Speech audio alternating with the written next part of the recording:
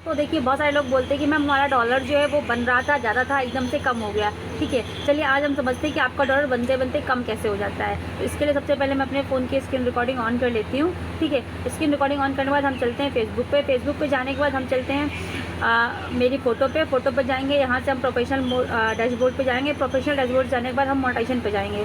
ठीक है, मोनेटाइजेशन पे जाने के बाद ये देखिए मैं अपना कंटेंट मोनेटाइजेशन आपको खोल के दिखाती हूँ और यहीं से आपको सारी चीज़ समझनी, चीज़ को बहुत अच्छे से देखिएगा, वरना फिर आप कहेंगे कि मैम हमारा डॉलर बन रहा था एकदम से कम होने लग गया। ठीक है, कैसे कम रहता है। तो देखिए यहाँ पे क्या लिखा हुआ है, ये 13 में से 9 जून। ठीक है, ये एक है फेसबुक क्या है 28 डेज़ का टाइम पीरियड लेता है। ठीक है, ये मेरी 28 डेज़ की कमाई है।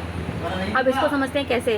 फेसबुक क्या करता है, हर महीने की 30 तारीख तक का 31 का जो भी आपका अमाउंट तो कैलकुलेट कर लेता है, वो पे आउट में डाल देता है। ठीक है, जोड़ के, लेकिन वो यहाँ से कम नहीं करता है। ठीक है, क्योंकि यहाँ पे जो ये मंथ का डेज ले रहा है, आप देखिए 13 मई लिखा हुआ, 9 जून लिखा हुआ है। अब क्या होता है, इसी से आपको लगता है कि आपका अमाउंट कम हो रहा है। देखिए समझिए इस चीज़ को बहुत ध्यान से। ठीक है, ये आज 13 में है, 13 मई का जो अमाउंट है, अभी तो मई निकल गई ना, अभी तो जून चल रहा है। ठीक है, तो 13 में, लेकिन यहाँ पे लिखा हुआ है अब ये कल 14 में लेगा। 13 में का जो भी पैसा है वो यहाँ से घट जाएगा, कल 14 में लेगा और यहाँ पे 9 का 10 जून करेगा। तो ये पूरा एक दिन का पैसा यहाँ से घटाएगा और अगले दिन का पैसा, जैसे कि आज 9 जून है तो इसका रात को पूरा जो भी बनेगा रात को 12 बजे यहाँ पे अपडेट करेगा।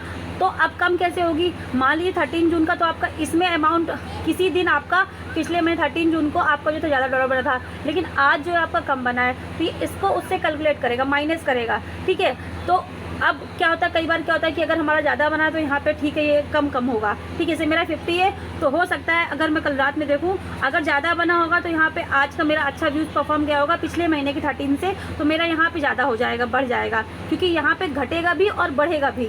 ठीक है, पे आउट में तो मेरा जुड़ चुका है, पर इस चीज़ को समझिए, यहाँ पे क्या है कि मेरा आज का जुड़ेगा भी, लेकिन एक दिन का ये 13 में है, यहाँ का घटेगा भी।